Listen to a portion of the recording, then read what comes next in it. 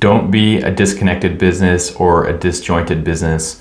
What do I mean by this? I'm going to explain in this video. So what I mean by this is on a financial level. Don't be a disconnected or disjointed business. You need to collaborate with different business professionals if you're not going to do your own bookkeeping and accounting. So what I mean specifically is I think that all business owners should have a pretty good understanding of bookkeeping and accounting. They definitely don't need to be an expert, but they need to have that general understanding so that they can have meaningful conversations with their bookkeepers and their accountants and be able to review things and make sure things are being done properly. Because I think bookkeepers often just assume that their clients who own businesses know what they're doing. They know which receipts they need to hang on to. They know which invoices they need to hang on to. They know everything that needs to be passed on to the bookkeeper. And so the bookkeeper maybe assumes that, doesn't bother asking questions, just kind of inputs all that information. And then from there, that financial information, those records, the bookkeeping is passed on to the accountant. And the accountant then just assumes that the bookkeeper has input everything correctly and has put all the invoices, all the receipts, everything necessary into those financials. And then on the other end, the business owner assumes the accountant knows what they're doing and has asked all the appropriate questions to the bookkeeper and that they're doing a great job. And maybe they are, but it starts with the business owner. Sometimes business owners they don't like bookkeeping, they don't like accounting, they don't know anything about it. So they kind of just give the receipts and invoices and information they think they're supposed to share, but they're missing a whole lot of different information. That doesn't get passed on to the bookkeeper. The bookkeeper doesn't input it. They don't pass it on to the accountant. No one's asking questions. The client receives the information, the tax return, and they think everything's good, but there might be a lot of holes in that. So when I work with my clients, I'm kind of bridging the gap between just your average person and a bookkeeper, or your average person and an accountant. I'm not a bookkeeper, I'm not an accountant, but I have a good amount of knowledge in those areas.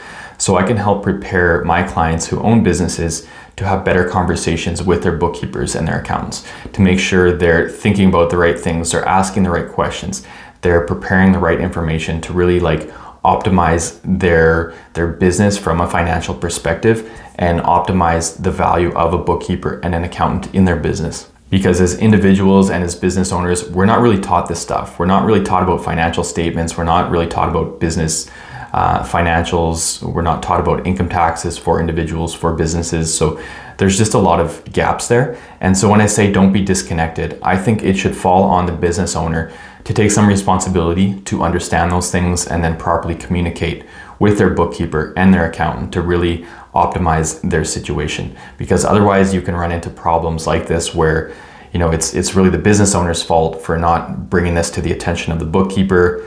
They just input what they were given. They pass that on to the accountant. The accountant just looks at what they've been given. They file the taxes. They create the financial statements, pass it on to the owner.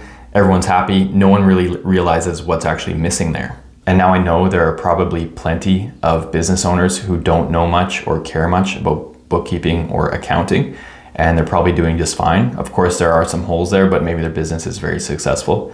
That's probably more of the exception. I think a lot of businesses fail because they're not aware of their financial situation and they're not paying attention to those things and they're not asking the right questions. So, there are exceptions, but it's like with anything. There are people that take great care of their health and they still run into bad luck and have health issues. Likewise, there are people who don't take care of their health and sometimes they, live to be 100 and do fine and don't run into any issues. But those are the exceptions, right? People that really focus on their health and do things correctly are more likely to have a longer, healthier life, whereas those who neglect those healthy habits are, a lot more likely to have shorter lives or run into health issues. So same thing with a business. You might be able to get away with it, but I just recommend it that every business owner has a good understanding of bookkeeping and accounting and is properly communicating with their bookkeepers and accountants, asking questions, having meetings, making sure things are being done correctly. And I know that's not for everyone. Some people don't want to learn about those things, and that's fine.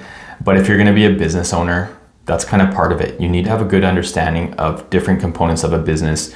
You need to get uncomfortable at times. You need to learn. You need to be able to interact with different people, different professions, different industries, and things like that to really, make sure your business is successful. So hopefully you enjoyed this video. And if so, please click like, and you can check out my YouTube channel here where I have over 100 videos on business management and business startup topics. If you have any questions regarding this topic or other similar topics, feel free to leave that in the comment section below and I will answer it there. And if you're looking to work with a business management consultant, I also offer free 1-hour consultation, and I'll leave a link to that in the video description.